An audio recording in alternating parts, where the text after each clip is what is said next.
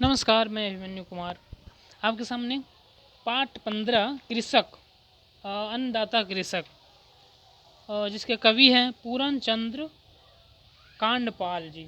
ठीक है, इसका कुछ अभ्यास प्रश्न देखते हैं।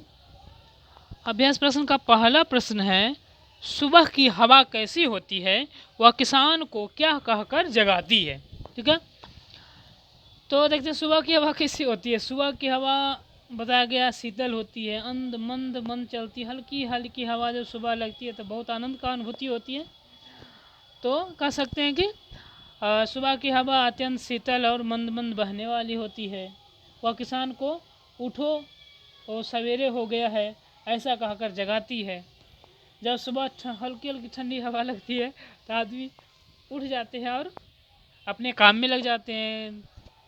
तो ये बताया गया है कि सुबह की हवा कैसी होती है और क्या किसान को क्या कहकर जगाती है।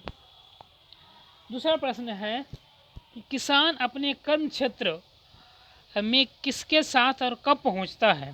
ठीक है, ये प्रश्न है कि किसान अपने कर्म क्षेत्र में कंधे पर हल रखकर और बैलों के साथ आसमान की लाली फैलने से पहले पहुंच जाता है। यानी सूर्योदय से पहले किसान अपने खेत में पहुंच जाता है। अभी भी कुछ देखिए गांवों में छोटा छोटा काम होते हैं तो किसान क्या करते हैं, सवेरे उठकर खेत को काम कराते हैं और 8-10 बजते ही कड़ा धूप होने लगता है, उस समय अपने काम कर वापस चले आते हैं। तो प्रश्न था कि अपने कर्म क्षेत्र पर किसके साथ और कब पहुंचते हैं। तो कर्म क्षेत्र में हल, कंधे पर हल और साथ में बैल होते हैं और सामान के लाली फैलने से पहले पहुंच जाते हैं। तीसरा प्रश्न है, कविता में किसान को किसके समान कहा गया है। ये महत्वपूर्ण प्रश्न है कि कविता में किसके समान कहा गया है। तो इस कविता में किसान को देवता, संत, सन्यासी, गुरु और ईश्वर के समान कहा गया है। यानी किसान देवता हैं, संत हैं, सन्यासी है और गुरु अर्थात ईश्वर के समान है। चौथा प्रश्न है, किसान को अन्नदाता क्यों कहा जाता है। तो किसान को अन्नदाता इसलिए कहा जाता है क्योंकि वह अपने खेतों में मेहनत करके दूसरों के लिए अनाज उगाते हैं। तो वह यदि वह अनाज ना उगाएं तो दूसरे भूखे मर जाएंगे।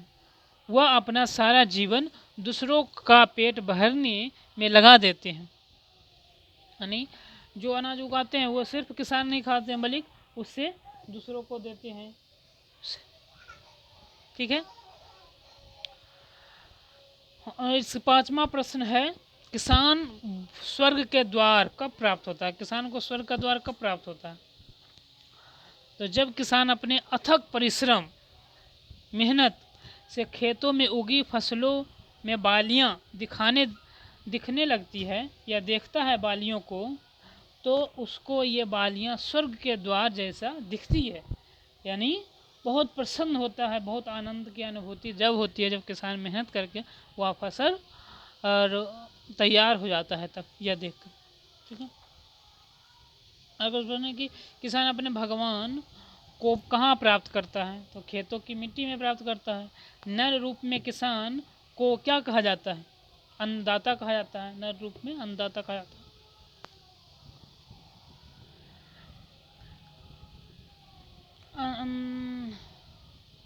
अन्नदाता कहें, ईश्वर कहें, इस प्रकार किसान को धन्य किसे कहा गया है। किसान को धन्य, कविता में धन्य किसे कहा, किसान को धन्य कहा गया है। ठीक है, तो ये 5 प्रश्न थे महत्वपूर्ण। हाँ, अब कुछ पंक्तियाँ देते हैं कि जो किसान से संबंधित कुछ पंक्ति है कविता की। यदि होते तुम दीन कृषक तो आंखें तुम्हारी खुल जाती, जेठ माह के तपते धूप में अस्थि तुम्हारी घुल जाती। दाने बिना तरसते रहते, दाने बिना तरसते रहते, हरदम दुखड़े गाते तुम, मुख से बात न आती कैसे बढ़ बढ़ बात बनाते तुम। एक पंक्ति है।